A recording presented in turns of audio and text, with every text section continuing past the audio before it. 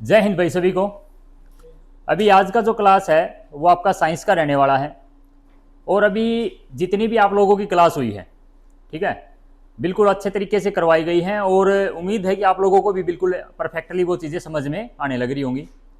तो अभी एक हिदायत ये है भाई आप लोगों के लिए कि जो भी बच्चा ऑफलाइन या ऑनलाइन, जो भी आप लोग यहाँ से जो क्लास अभी आप लोगों की चल रही है, ठीक है, इस चैनल के माध्यम से जो आप लोगों को करवाया जा रहा है, तो इसको शेयर जरूर कर दीजिएगा और जो नया बच्चा जुड़ता है वो आप लोग उस चीज़ को, चैनल को सब्सक्राइब कर लीजिएगा, ठीक है। इससे क्या है कि एक तो जो कंटेंट मिल रहा है उसको और परफेक्शन देने में क्या मिलेगी, मदद मिलेगी, प्लस आपके माध्यम से किसी और बच्चे की हेल्प हो जाएगी। तो ये चीज़ें आप लोग बगैर बताए कर लिया करिए। बाकी अभी ये है कि आप लोग इस चीज़ को अपने एक आदत में डालिएगा। जब तक आप लोग यहाँ पर देख रहे हैं क्लास, तो इसको शेयर और अपने ग्रुप में, जो स्टडी ग्रुप है, जितने भी आप लोग अपने बच्चों के साथ या अपने दोस्तों के साथ जो शेयर करते हैं, तो उस चीज़ को शेयर करके चलिएगा। चलो स्टार्ट करते हैं आज की क्लास। आज की क्लास का पहला जो क्वेश्चन है वो आपका रहने वाला है, what is the chemical formula of water. What is the chemical formula of water, जल का रासायनिक सूत्र क्या है। तो ये आपने बहुत बार पढ़ लिया। और यहां पर जो पानी है, पानी को जो रासायनिक फॉर्मूले के तौर पर अगर देखा जाए तो कौन सा हो जाएगा भाई, H2O। कौन सा हो जाएगा, H2O। जल का रासायनिक सूत्र जो है वो H2O, यानी कि हाइड्रोजन और ऑक्सीजन के मॉलिक्यूल मिलकर किस चीज का निर्माण करते हैं, पानी का निर्माण करते हैं। उसके बाद में अभी यहां पर आप लोगों को कुछ ऐसे पीरियोडिक टेबल यानी कि आवर्त सारणी से रिलेटेड कुछ एलिमेंट होते हैं, कुछ तत्व हैं, उनके सिंबल भी याद रखना है। जैसे यहां पर जो Na है वो किसके लिए है, सोडियम के लिए। किसके लिए है, सोडियम के लिए है। Na किसके लिए रिप्रेजेंट किया जाता है, सोडियम के लिए। उसके बाद में Fe जो है वो आयरन यानी कि लोहे के लिए यूज किया जाता है। उसके बाद में है Pb, किसके लिए किया जाता है, सीसा यानी कि लेड, ठीक है ना। लेड यानी कि सीसा जो होता है, सीसा धातु जो होती है, उसके लिए यूज किया जाता है। Au किसके लिए यूज होता है, गोल्ड यानी कि सोने के लिए यूज होता है। Ag किसके लिए होता है, Ag यानी कि सिल्वर, किसके लिए, सिल्वर यानी कि चांदी के लिए होता है। और आपका क्या बचता है, W किसके लिए होता है, टंगस्टन के लिए होता है। किसके लिए होता है, टंगस्टन के लिए होता है। तो ये कुछ और बचता है कोई, Ag होगा, Hg, ठीक है ना। एक आपका बचता है Hg, मर्क्यूरी, ठीक है ना, मर्क्यूरी यानी कि पारा। ये कुछ सिंबल है जो आपके एग्जाम में पूछे जाते हैं, ठीक है ना। सारे के सारों को नोट करके रखिएगा और दोबारा फिर कभी इनकी क्लास होगी तो दोबारा फिर बता दिया जाएगा, लेकिन तब तक आप लोगों को ये याद हो जाना चाहिए। तो ये चीज समझ में आ गई। इसका जो राइट आंसर है वो क्या हो जाएगा भाई, H2O हो जाएगा। अगला क्वेश्चन देखिएगा। उसके बाद में है the boiling point of water. पानी का जो बॉइलिंग पॉइंट है वो कितना होता है। तो पानी का जो क्वथनांक यानी कि बॉइलिंग पॉइंट, कितने डिग्री सेल्सियस पर पानी बॉयल होने लगता है, कितने पर, 100 डिग्री सेल्सियस पर। तो 100 डिग्री सेल्सियस पर क्या होने लगता है, पानी बॉयल होने लगता है, ऑप्शन ए। अब एक चीज बताइएगा, अगर पानी के ऊपर या किसी द्रव्य के ऊपर जब प्रेशर बढ़ाया जाता है, प्रेशर मतलब दाब, ठीक है ना, दाब को अगर बढ़ा दें, प्रेशर को अगर बढ़ा दें, तो उसका जो बॉइलिंग पॉइंट है वो बढ़ जाएगा या घट जाएगा, बढ़ जाएगा। क्या हो जाएगा, बढ़ जाएगा। अगर प्रेशर बढ़ गया तो बढ़ जाएगा और अगर कम हो गया तो कम हो जाएगा, ठीक है ना। बॉइलिंग पॉइंट बढ़ जाएगा, याद रखिएगा। उसके बाद में पानी जो फ्रीज होता है, पानी जो फ्रीजिंग होता है वो कितने डिग्री सेल्सियस पर होता है, 0 डिग्री सेल्सियस पर वो क्या होने लग जाता है, फ्रीज होना स्टार्ट हो जाता है। रह जाएगा याद। उसके बाद में है what is the hardest natural substance. सबसे कठोर प्राकृतिक पदार्थ क्या है। तो प्रकृति में पाया जाने वाला सबसे जो कठोर पदार्थ है वो कौन सा हो जाएगा भाई, डायमंड हो जाएगा। क्या हो जाएगा, डायमंड। अब ये हीरा जो है, हीरा किस एलिमेंट का या किस तत्व का या किस पदार्थ का ऐसक है, या किससे बनता है, मतलब हीरा का जो ऐसक है वो क्या हो जाएगा, अपरूप बोल सकते हैं आप इसको, अपरूप बोलते हैं। क्या हो जाएगा, कार्बन। किसका हो जाएगा, कार्बन। कार्बन के कितने अपरूप हैं, कार्बन के कितने अपरूप हैं, दो। कौन कौन से? हीरा और कौन सा? ग्रेफाइट। हीरा और ग्रेफाइट जो है ये कार्बन के दो अपरूप हैं, और कार्बन का जो सबसे शुद्ध रूप है या सबसे कठोर रूप है वो कौन सा हो जाएगा? डायमंड यानी कि हीरा हो जाएगा। दूसरा कौन सा हो जाएगा? ग्रेफाइट। दूसरा क्या हो जाएगा? ग्रेफाइट। ग्रेफाइट एक धातु है, ग्रेफाइट एक धातु है या फिर अधातु है? यानी कि ग्रेफाइट जो है मेटल है या फिर नॉन मेटल में आएगी भाई? मेटल का मतलब होता है जो कठोर होती हैं, पीटने पर टूटती नहीं, इलेक्ट्रिसिटी को कंडक्ट कर लेती हैं, और अधातुएं होती हैं ये पीटने पर टूट जाती हैं, ठीक है, इलेक्ट्रिसिटी को कंडक्ट नहीं करती, ऐसे कुछ इनके अंदर गुण होते हैं। लेकिन ग्रेफाइट जो है तो अधातु, अपवाद है ये। ग्रेफाइट जो है तो अधातु, लेकिन बिजली यानी कि इलेक्ट्रिसिटी को क्या करता है? कंडक्ट करता है तो अधातु, लेकिन इलेक्ट्रिसिटी को क्या करता है? कंडक्ट करता है। याद रखिएगा, ऐसी कौन सी धातु है जो इलेक्ट्रिसिटी को कंडक्ट करती है? तो ये कौन सा हो जाएगा? ग्रेफाइट हो जाएगा। क्या हो जाएगा? ग्रेफाइट। ग्रेफाइट किसका अपरूप है? कार्बन का। कार्बन का सबसे शुद्ध रूप कौन सा है? हीरा यानी कि डायमंड, ठीक है। सबसे कठोर रूप कौन सा हो जाएगा? डायमंड। उसके बाद में आपसे ये भी पूछ सकता है, हीरा जो चमकता है, ठीक है ना, हीरा जो चमकता है वो प्रकाश की किस घटना के कारण चमकता है? प्रकाश की किस घटना के कारण हीरा चमकता है? तो ये क्या हो जाएगा भाई आपका? पूर्ण आंतरिक परावर्तन। पूर्ण आंतरिक परावर्तन, या जिसको हम बोल सकते हैं टोटल इंटरनल, और क्या हो जाएगा? रिफ्लेक्शन। टोटल इंटरनल रिफ्लेक्शन जो है इसके चमकने का क्या बनता है? कारण बनता है। प्रकाश की एक घटना होती है टोटल इंटरनल रिफ्लेक्शन। रह जाएगा याद? अगला है भाई, which vitamin is known as the sunshine vitamin?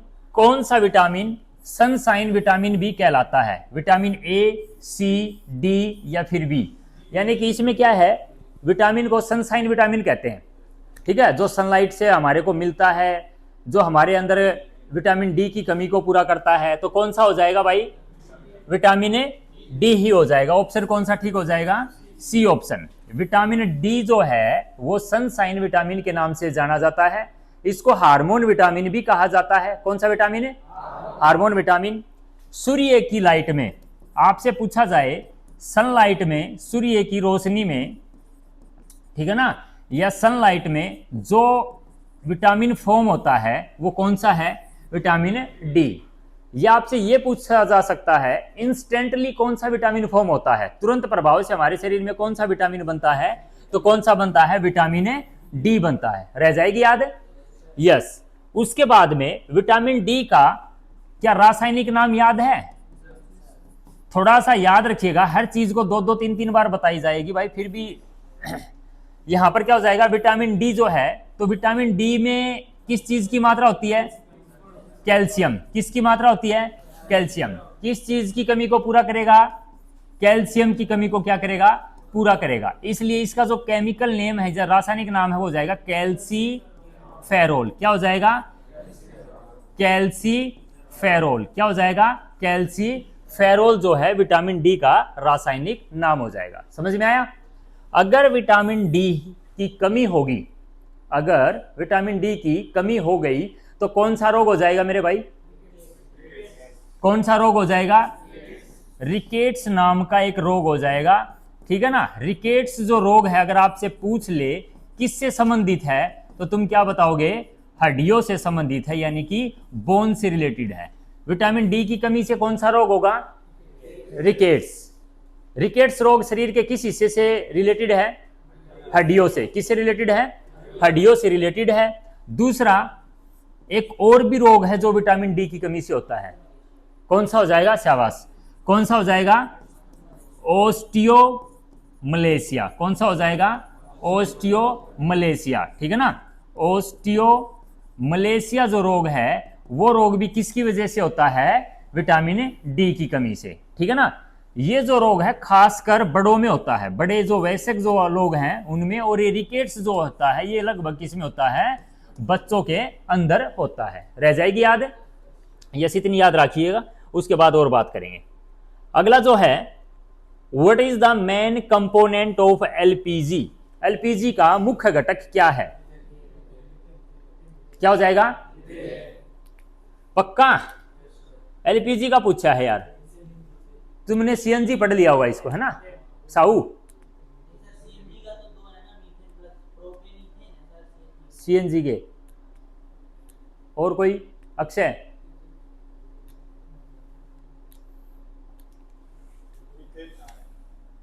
Ethane? अभी सुनो भाई, पहले तो आपको इसका फुल फॉर्म पता है कि फुल फॉर्म पता है इसकी?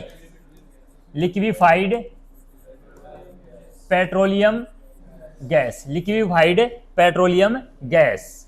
और एलपीजी का अगर मुख्य घटक पूछा जाए, एक तो आपके पास पूछता है सीएनजी। क्या पूछता है? सीएनजी, ठीक है ना। एक होता है आपका नेचुरल गैस, ठीक है ना। एक क्या होता है? लिक्विफाइड नेचुरल गैस यानी कि एलएनजी। और एक आपका होता है एलपीजी, जो आप लोग घरों में भी यूज करते हो, एलपीजी सिलेंडर करते हो ना। अगर आपसे सीएनजी एलएनजी अगर आपसे पूछता है तो फिर मेन कंपोनेंट क्या हो जाता है? मीथेन। और अगर आपसे एलपीजी पूछता है तो मेन कंपोनेंट कौन से हो जाते हैं? ब्यूटेन और प्रोपेन। तो बाकी अभी हम फिलहाल के लिए क्या आंसर लगाएंगे? ब्यूटेन लगाएंगे। क्या लगाएंगे? ब्यूटेन। समझ में आई? और एलपीजी जो है इसके अंदर एक स्मेलिंग एजेंट मिलाया जाता है। स्मेलिंग एजेंट का मतलब है इसकी लीकेज का पता लगाने के लिए। किसका पता लगाने के लिए?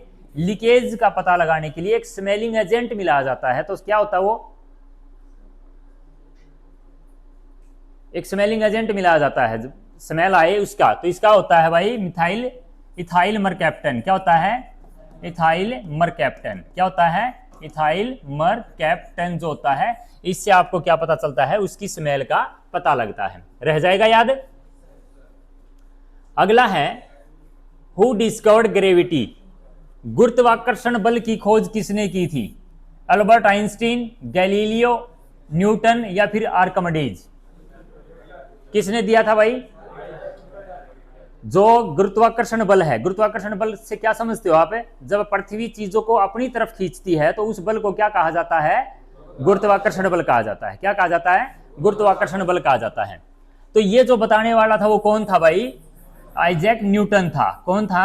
आइजैक न्यूटन था, जिसने किस चीज की खोज की थी? गुरुत्वाकर्षण बल की खोज की थी। पृथ्वी का ग्रेविटेशनल जो वेलोसिटी कहिएगा या फिर गुरुत्वीय त्वरण जो है उसकी स्पीड कितनी होती है? 9.8 मीटर पर सेकेंड। पृथ्वी जो चीजों को अपनी तरफ खींचती है ना, वो गुरुत्वीय त्वरण यानी कि ग्रेविटेशनल जो एक्सेलरेशन है वो कितना है? 9.8 मीटर प्रति सेकंड है। रह जाएगा याद? गुरुत्वाकर्षण बल ये क्या होता है पता चल गया? गलीलियो ने क्या किया था? दूरबीन की खोज। किसकी खोज की थी? दूरबीन की खोज की थी। इससे रिलेटेड आता है आर्किमिडीज का सिद्धांत किससे है? द्रव्यगति से है, ठीक है ना। आर्किमिडीज ने यह बोला था कि अगर कोई वस्तु अपने वजन से ज्यादा क्या हटा देगी? पानी हटा देगी, तो पानी के अंदर है नहीं डूबेगी। रह जाएगी याद? अगर कोई वस्तु पानी अपनी वजन से ज्यादा, तो जैसे ये बड़े बड़े जो शिप चलते हैं ना, ये किस सिद्धांत पर चलते हैं? आर्किमिडीज के सिद्धांत पर। क्या मतलब भाई? सीधी सी बात यही है, अगर कोई चीज पानी के अंदर है और अगर अपने वजन से ज्यादा पानी हटाने लग रही है तो वो पानी के अंदर नहीं डूबेगी। ये कौन बताने वाले हैं? आर्किमिडीज बताने वाले। समझ में आई बात? अगला है कौन सी गैस पानी को दूधिया बनाती है? Which gas turns Lyme's water milky? कौन सी गैस चूने के पानी को दूधिया बनाती है? कार्बन डाइऑक्साइड, ऑक्सीजन, हाइड्रोजन या फिर नाइट्रोजन? कौन सी गैस है जो कौन सी हो जाएगी भाई? चूने के पानी को कैसा बना देगी? दूधिया बना देगी। तो यहां पर कौन सा ऑप्शन हो जाएगा? Carbon dioxide. क्या हो जाएगा भाई? Carbon dioxide. क्या कार्बन डाइऑक्साइड का कोई और यूज भी है? कोई यूज नहीं है। आग बुझाने के लिए यूज की जाती है, आग बुझाने के लिए यूज की जाती है, ठीक है ना। और इसका अगर सॉलिड, अगर इसका ठोस रूप ले लिया जाए तो उसको क्या कहा जाता है? शुष्क बर्फ कहा जाता है। क्या कहा जाता है? शुष्क बर्फ कहा जाता है, यानी कि इसको हम बोलते हैं ड्राई आइस। क्या बोलते हैं? Dry ice. शादी वगैरह में जो धुआं वगैरह रिलीज किया जाता है ना, ठीक है ना, तो वो ड्राई आइस यानी कि सॉलिड CO2 का यूज किया जाता है। उसके बाद में है उसके बाद में है भाई which part of the I control the amount of light entering, आंख का कौन सा भाग प्रकाश की मात्रा को, हाथ उठाओ तुम लोग, वेरी गुड, एक और हाथ उठाओ, बस आवाज नहीं, हाथ उठाना 1 मिनट। चलो ये बताएगा, वह बताएगा, शाबाश।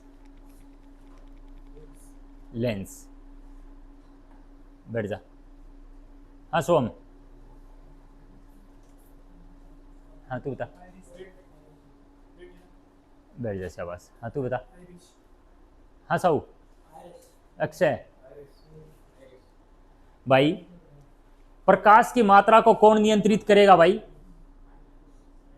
प्रकाश की मात्रा को जो नियंत्रित करता है कौन करेगा? आइरिस करेगा। कौन करेगा? आइरिस करेगा, ठीक है ना। प्रकाश की मात्रा को अगर नियंत्रित करने की बारी आती है तो कौन करेगा भाई? आइरिस करता है। तो आंख का कौन सा भाग प्रकाश की मात्रा को नियंत्रित करता है? तो ये आपका कौन सा हो जाएगा? आइरिस हो जाएगा। कौन सा हो जाएगा? आइरिस हो जाएगा भाई। और रेटिना के ऊपर जो बता रहा है उसके ऊपर इमेज बनती है। क्या बनती है? इमेज बनती है। और लेंस जो है वो इमेज फॉर्म करने में मदद करता है, ठीक है ना। इमेज बनाने में क्या करता है? मदद करता है। और कॉर्निया जो होता है आंख का क्या होता है? पारदर्शी भाग होता है। क्या होता है? पारदर्शी भाग होता है। पारदर्शी भाग होता है। और ये जो आई डोनर है वो क्या करता है? डोनेट करता है। आई डोनर क्या करता है? डोनेट करता है। अगला क्वेश्चन देखिएगा। अगला है साउंड ट्रेवल्स फास्टेस्ट इन, ध्वनि जो है सबसे तेज किस में चलती है? साउंड जो है सबसे तेज किस में चलती है भाई? किस में? निर्वात में। किस में चलती है? निर्वात में। ध्वनि सबसे तेज किस में चलेगी? निर्वात में। एक बार और बता दो, क्या पता सच हो ही जाए। ध्वनि को निर्वात में ट्रेवल करेगी क्या? ध्वनि निर्वात में ट्रेवल नहीं कर सकती। तो साउंड ट्रेवल फास्टेस्ट इन, तो ध्वनि जो सबसे तेज चलती है वो किस में चलती है भाई? स्टील में चलती है। यहां पर क्या हो जाएगा? स्टील में चल जाएगा। वैक्यूम में तो चलेगी नहीं। ठोस यानी कि निर्वात में तो ध्वनि ट्रेवल कर ही नहीं सकती, क्योंकि ध्वनि को ट्रेवल करने के लिए किस चीज की जरूरत है? माध्यम की आवश्यकता पड़ती है। क्लियर है? यस। और स्टील के अंदर सबसे तेज चलेगी, याद रखिएगा। उसके बाद में है भाई डीएनए स्टैंड फॉर, डीएनए का पूरा नाम क्या है? डीएनए स्टैंड फॉर, डीएनए का पूरा नाम क्या है? Deoxyribo nucleic acid, dynamic nuclear acid, dual nucleic acid, या फिर नन ऑफ दीज। कौन सा हो जाएगा? ऑप्शन ए हो जाएगा भाई, डीऑक्सीराइबो न्यूक्लिक एसिड जो है वो डीएनए, ठीक है ना, कोशिका के अंदर पाया जाता है, जो आनुवांशिक गुणों को एक पीढ़ी दर पीढ़ी आगे बढ़ाता है, ठीक है। उसके बाद है what is the function of red blood cells, लाल रक्त कणिकाओं का क्या कार्य है? What is the function of red blood cells, लाल रक्त कणिकाओं का क्या कार्य है? संक्रमण से लड़ना, कैरी ऑक्सीजन, ब्लड क्लोटिंग, या फिर डाइजेशन ऑफ फूड। तो क्या हो जाएगा भाई? लाल रक्त कणिकाएं क्या करती है? ऑक्सीजन ले जाती हैं। क्या लेके जाती हैं? ऑक्सीजन को ले जाती हैं। तुमने बताया नहीं? यस, इसमें आधा दिखाई दे रहा था, देख नहीं रहा था क्या? लाल रक्त कणिकाओं का जो मुख्य कार्य है वो क्या हो जाएगा भाई? ऑक्सीजन ले जाना। क्या हो जाएगा? ऑक्सीजन ले जाना। और लाल रक्त कणिकाएं, इनका एक दूसरा नाम भी है। क्या नाम है दूसरा? एरिथ्रोसाइट। दूसरा नाम क्या है? एरिथ्रोसाइट जो है वो आरबीसी का दूसरा नाम है। अगला है acid turn blue litmus to, अम्ल नीले लिटमस को किस रंग में बदल देता है? लाल, हरा, पीला, या फिर कोई बदलाव नहीं? किस में बदल देगा? लाल में। अम्ल जो है नीले लिटमस को क्या बना देता है? लाल बना देता है। क्या बना देता है? लाल। अम्ल स्वाद में कैसे होते हैं? खट्टे, ठीक है ना। इनका जो स्वाद है वो क्या होता है? श्योर यानी कि खट्टा होता है। उसके बाद में ये पता चल गया ना, अम्ल कैसा बना देगा? लाल बना देगा। नीले लिटमस को लाल बनाएगा। उसके बाद है which metal is use to make electrical wire, बिजली के तार बनाने के लिए किस धातु का प्रयोग किया जाता है? लोहा, तांबा, चांदी, या फिर एल्युमिनियम। तो मोस्टली किस चीज का यूज किया जाता है? तांबा धातु का प्रयोग किया जाता है। बिजली के जितने भी तार है, बाकी देखो किया तो इसका भी जाता है, सॉरी एल्युमिनियम का, किसका किया जाता है, एल्युमिनियम का। बाकी लाइट विद्युत का अगर कोई सबसे अच्छा सुचालक है तो कौन सा है, विद्युत का सबसे अच्छा जो चालक है वो कौन है, चांदी है, ठीक है ना।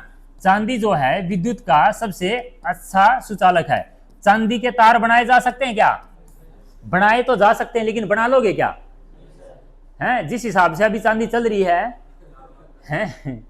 जिस हिसाब से चांदी और सोना चल रहे तो वायर तो दूर, तुम ज्वेलरी बनवाना मुश्किल है ना, तो इसलिए वो महंगी पड़ती है भाई। तो फिर बचता कौन है, कॉपर या फिर एल्युमिनियम। अगला है which law explain the relationship between the voltage current and resistance. Voltage धारा और प्रतिरोध के बीच में संबंध कौन सा नियम समझाता है। वोल्टेज यानी कि V, धारा यानी कि I और प्रतिरोध मतलब ये, ऐसे इन तीनों से मिलाकर एक फॉर्मूला बनता है जो किस चीज का फॉर्मूला कहा जा सकता है, कौन सा नियम है। तो देखो भाई, वोल्टेज धारा और प्रतिरोध के अंदर अगर रिलेशन दिखाना है तो वो कौन सा नियम हो जाएगा, ओम का नियम हो जाएगा। ऑप्शन कौन सा ठीक रहेगा, ऑप्शन बी बिल्कुल करेक्ट रहेगा। रह जाएगी बात याद, ओम का नियम होता है। और प्रतिरोध का मात्रक क्या होता है, ओम के नियम से ही बता दो। प्रतिरोध यानी कि रेजिस्टेंस, रेजिस्टेंस का जो मात्रक है वो क्या होता है, ओम होता है। रेजिस्टेंस जो होता है उसका जो मात्रक है वो क्या होता है, ओम होता है, याद रखिएगा। उसके बाद है which element is most reactive in halogen group. Halogen समूह में सबसे जो क्रियाशील है वो कौन सा तत्व है। हेलोजन समूह में सबसे ज्यादा जो क्रियाशील तत्व है वो कौन सा हो जाएगा भाई, फ्लोरीन, क्लोरीन, ब्रोमीन या फिर आयोडीन, कौन सा हो जाएगा,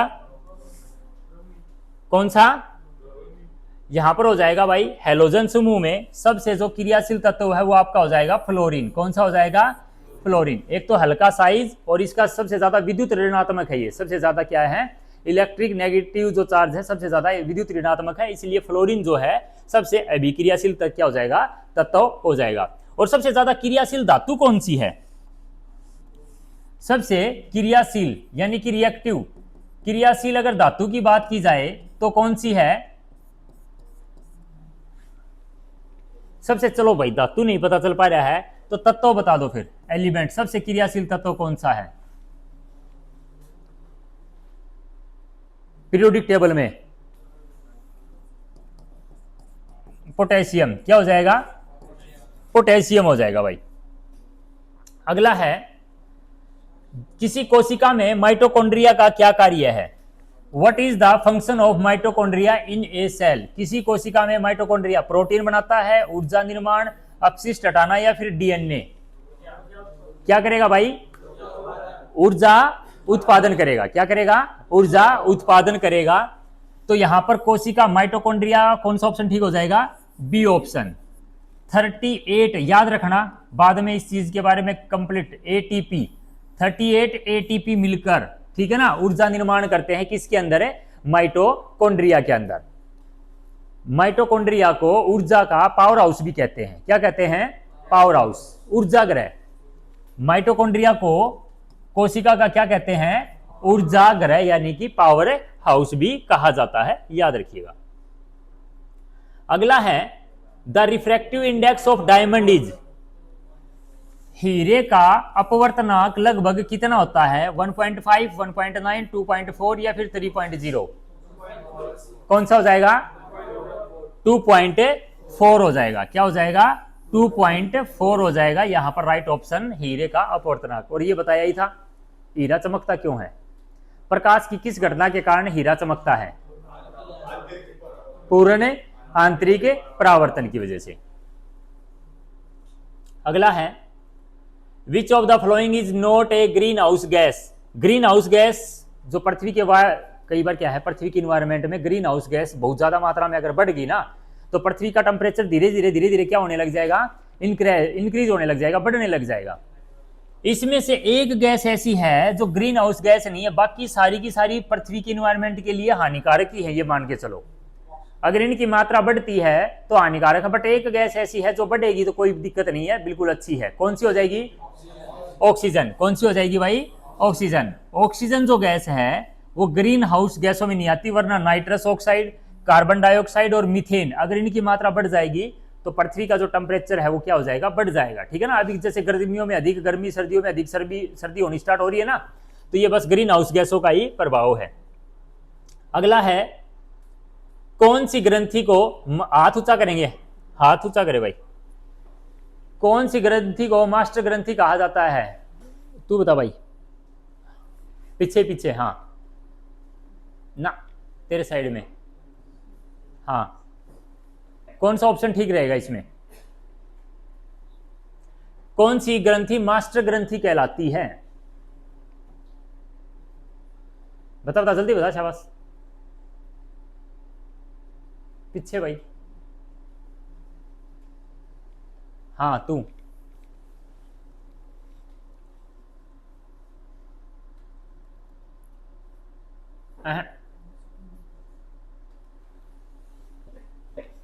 तू आया, आ जाए बच्चे, तू बता। कल करवाया था ना? कल नहीं करवाया क्या भाई? यहां पर किस ग्रंथि को मास्टर ग्रंथि कहा जाता है? पिट्यूटरी ग्रंथि, यानी कि मास्टर ग्रंथि कहा जाता है। Option C. कल मैंने बताया था दिमाग में होती है, दिमाग में 3 ग्रंथियां होती है, बताया था कि नहीं बताया था? नहीं पढ़े ना फिर, है भाई? नहीं पढ़े? शुरू कर दो भाई काम करना। यहां पर आ जाएगा भाई ऑप्शन सी आ जाएगा। चलिए बढ़ते हैं आगे। प्राकृतिक गैस का मुख्य घटक क्या है? What is the consistent of natural gas? प्राकृतिक गैस का मुख्य घटक क्या है? यहां पर आप बताइएगा। प्राकृतिक गैस का मुख्य घटक ब्यूटेन है, मीथेन है, प्रोपेन है या फिर एथेन है? प्राकृतिक गैस का मुख्य घटक क्या हो जाएगा? आप बताओ क्या हो जाएगा? मीथेन। क्या हो जाएगा? प्राकृतिक गैस का जो मुख्य घटक है वो क्या हो जाएगा? मीथेन हो जाएगा। B is the right answer. अभी आगे हैं, which is formed when acid react with base? जब अम्ल अक्षार से अभिक्रिया करता तो क्या बनाता है? जब अम्ल अक्षार से अभिक्रिया करता है तो वह क्या बनाता है? नमक और पानी, या फिर केवल नमक, केवल पानी, हाइड्रोजन गैस? नमक और पानी। नमक और पानी। क्या हो जाएगा? नमक और पानी हो जाएगा, बी ऑप्शन। चलो आगे। रक्त के थक्के बनने में कौन सा विटामिन सहायक होता है? Vitamin A, vitamin C, vitamin K और या फिर विटामिन डी? रक्त का थक्का बनने में किस विटामिन का प्रयोग किया जाता है भाई? या प्रयोग क्या किया जाता है? सहायक होता है वो। क्या हो जाएगा? विटामिन के।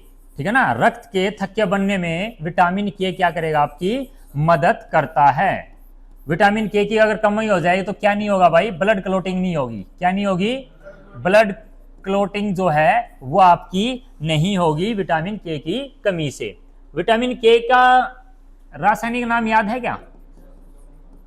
रासायनिक या केमिकल नाम क्या हो जाएगा? फिलोक्विनोन। ठीक है ना। फिलोक्विनोन जो है इसका केमिकल यानी कि रासायनिक नाम हो जाएगा। अगला है, which is the largest planet in the solar system? सौरमंडल का सबसे बड़ा ग्रह कौन सा है? कौन सा हो जाएगा? यस। सौरमंडल का जो सबसे बड़ा ग्रह है वो कौन सा हो जाएगा? कल मैंने एक चीज और बताई थी, इसका उपग्रह का नाम क्या बताया था?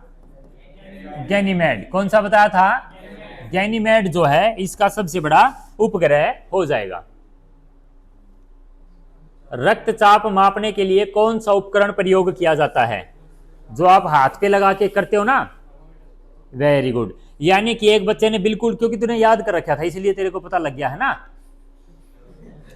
रक्तचाप मापने के लिए, हाँ हाँ याद कर रखा था, बाकी तो तुम बोले ही नहीं। रक्तचाप मापने के लिए किसका प्रयोग किया जाता है? Which instrument is use to measure blood pressure?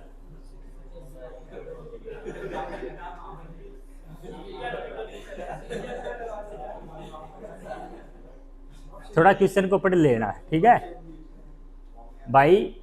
Thermometer है वो तापमान मापने के लिए प्रयोग किया जाता है। क्या करने के लिए? तापमान मापने के लिए। मतलब एकदम से है, तो यहां पर कौन सा हो जाएगा भाई? ऑप्शन बी हो जाएगा। सिफेग्नो मैनोमीटर जो है वो रक्तचाप मापने के लिए क्या किया जाता है? काम किया में पिलाया जाता है। रक्तचाप वाला देखा होगा ना, डॉक्टर आपका ब्लड प्रेशर यूज करते हैं, ठीक है, उसमें हवा भरते हैं और फिर वो पारा उसके अंदर यूज किया जाता है, वो थर्मोमीटर के अंदर यूज किया जाता है पारा, जिसको तू बोल रहा था, तापमान का जो मापने के लिए काम आता है, ठीक है, याद रखना। वायुमंडल की कौन सी परत ओजोन परत को समाहित करती है? Which layer? अभी अपने पास एक ओजोन परत है, पता है सभी को। पृथ्वी की इन्वायरमेंटल में एक ओजोन परत है जो सूर्य से आने वाली पराबैंगनी किरणों को क्या करती है? रोकती है। सूर्य से आने वाली जो हानिकारक किरणें हैं उनको रोकने का काम करती है। कौन भाई? ओजोन। ओजोन का मैंने फॉर्मूला करवाया था कल, O3। क्या करवाया था? O3 करवाया था।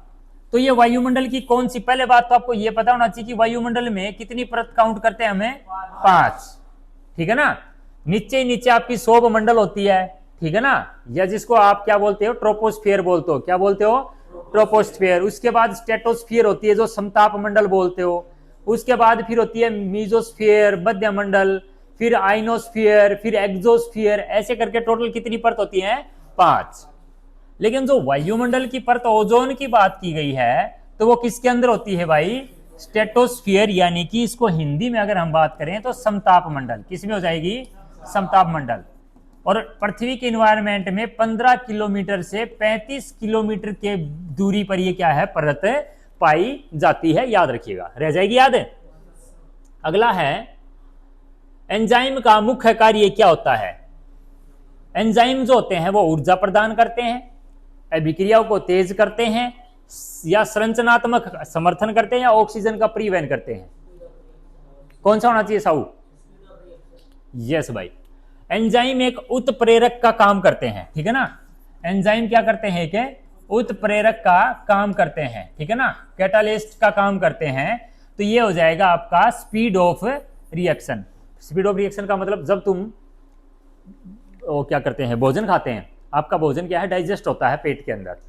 लेकिन अगर तुमने मान लिया, कई बार ये है कि जैसे कुछ ऐसा खा लिया, जैसे हाजमोला खा लिया या फिर गुड़ है वो खा लिया, तो वो क्या करेंगे शरीर में? क्यों खाते हो तुम वो? भाई यही बोलते हो ना कि पाचन अच्छे से हो जाएगा, ठीक है ना। तो इसका मतलब वो जाके डाइजेस्टिव सिस्टम को और क्या करते हैं? ज्यादा काम करवाने में मदद करते हैं। तो ये यानी कि एंजाइम सेम यही कार्य करती है। अभिक्रिया, कोई भी शरीर में अभिक्रिया होने लग रही है उसको क्या कर देंगे? तेज करने का काम करते हैं। अगला है जैविक नमूनों को संरक्षित रखने के लिए किस रसायन का उपयोग होता है? जैसे जैविक नमूने मतलब जैसे जैसे जैसे मतलब किसी के उंगली रहेगी, ठीक है ना, किसी का कुछ जैसे पोस्टमार्टम वगैरह रिपोर्ट आती है तो उसके कुछ पार्ट वगैरह निकाल के हम उसमें रखते हैं ना, स्टोर करके रखते हैं। या तुमने बायो की लेबोरेटरियों में देखा होगा, जीवों को उसके अंदर पानी हिस्से के अंदर डाल के रखते हैं बहुत सालों तक। तो वो क्या होता है भाई? फार्मालिन होता है। क्या होता है? फार्मालिन होता है। क्या होता है? फार्मालिन। याद रखिएगा, जैविक नमूनों को संरक्षित रखने के लिए किस रसायन का प्रयोग होता है? फार्मालिन का प्रयोग किया जाता है, याद रखिएगा। उसके बाद में है what is the reason for the blue colour of the sky? आसमान नीला क्यों दिखाई देता है? सूर्य के प्रकाश का परावर्तन, विवर्तन, प्रकिरण, या प्रकाश का अपवर्तन? जब आसमान का नीला देखने की बात आती है तो ये होता है स्कैटरिंग ऑफ लाइट। क्या होता है? स्कैटरिंग ऑफ लाइट, मतलब प्रकाश का बिखर जाना। और आसमान में 3 कलर यानी कि कौन से? वॉयलेट, इंडिका और ब्लू कलर क्या हो जाता है? फैल जाता है। और इस घटना को क्या कहा जाता है? प्रकाश का प्रकिरण कहा जाता है। आसमान नीला दिखाई देता है किसकी वजह से? प्रकाश के प्रकिरण की वजह से। प्रकाश के प्रकिरण की वजह से दिखाई देता है। विच organs is known as the suicidal bag of the cell? कोशिका की आत्महत्या की थैली किस कोशिका अंग को कहा जाता है? किसको कहा जाता है? लाइसोसोम को। किसको कहा जाता है? लाइसोसोम को क्या कहा जाता है? अच्छा, आंसर इसमें लिखा हुआ ही है इसलिए बता दिया तुमने, है ना। अब नहीं पता चलेगा, मैंने खत्म कर दिया ना। अब बताओ दी, अभी दिखाई दे रहा है ना, इसलिए बता पा रहे हो। चलो और कर देते हैं इसको, अब नहीं बता पाओगे। कौन सा होता है भाई? लाइसोसोम। तो यानी कि इसको कोशिका की क्या कहते हैं? आत्महत्या की थैली कहा जाता है। चलो भाई अगला देखो, मैग्नेटिक रेजोनेंस इमेजिंग यानी कि एमआरआई करवाते हैं में कौन सी तरंगों का प्रयोग किया जाता है? एक्सरे, रेडियोवेव, गामा या फिर इंफ्रारेड? एमआरआई अलग चीज है, एक्सरे अलग चीज है, सीटी स्कैन अलग चीज है। अब सुन लो, मेरी सुन लो। एमआरआई जब करवाते हैं उसमें किन तरंगों का प्रयोग किया जाता है? रेडियो। अल्ट्रासाउंड में अल्ट्रासोनिक, एक्सरे में एक्सरे। भाई नाम ही एक्सरे है, नाम ही एक्सरे, तो इसमें तो एक्स ही किरणों का प्रयोग होगा ना। तो यहां पर कौन सा हो जाएगा? रेडियो तरंगों का प्रयोग होगा। चलिए बढ़ते हैं अगले क्वेश्चन में। यहां पर आ गया भाई, कोशिका के लंबाई में वृद्धि के लिए कौन सा पौधा हार्मोन जिम्मेवार होता है? कोशिका के लंबाई में विच प्लांट हार्मोन, प्लांट की कोशिका की बात की गई है, इज रिस्पॉन्सिबल फॉर सेल। तो यहां पर हो जाएगा ऑक्सिन, साइटोकाइनिन, जिब्रेलिन या फिर ए और सी दोनों। अब यहां पर है ना ए और सी दोनों ही है भाई। क्या है? ए और सी दोनों ही, यहां पर डी ऑप्शन हो जाएगा। ऑक्सिन और जिब्रेलिन जो होता है, ये पौधे की जो पत्तियां होती है ना, पत्तियों के आगे बिल्कुल कच्ची पत्तियां होती हैं, वहां पर काम करता है। और एक तने के ऊपर, तना जो होता है वो धीरे धीरे अपनी लंबाई को बढ़ाता है। तो ये दोनों क्या होते हैं? पौधे की कोशिका की लंबाई में वृद्धि करने वाले हार्मोन होते हैं। तो ये था भाई आज का आपका साइंस का क्लास, ठीक है ना। सीधी सी बात यही है, डेली आप रूटीन में इस चीज को करते रहिएगा। जो तुम बैठे हो ना यहाँ पर ऑफलाइन, सिर्फ और तुम्हारे लिए ही चल रहा है ये सब कुछ। इस चीज को देख के, पढ़ के, समझ के, लिख के लेके रखना उस चीज को, ठीक है। जब तक आप लिखोगे नहीं, जब तक आप उस चीज को समझोगे नहीं, तो ऐसे बैठ के अभी जैसे आज क्वेश्चन पूछता हूं तो तुम्हारे को कुछ याद नहीं रहता है, ठीक है ना। बाकी ग्रुप में, उसमें अपने वाले में इसमें जोड़ लेना। तो मिलते हैं कल एक और क्लास के साथ, तब तक के लिए जय हिंद।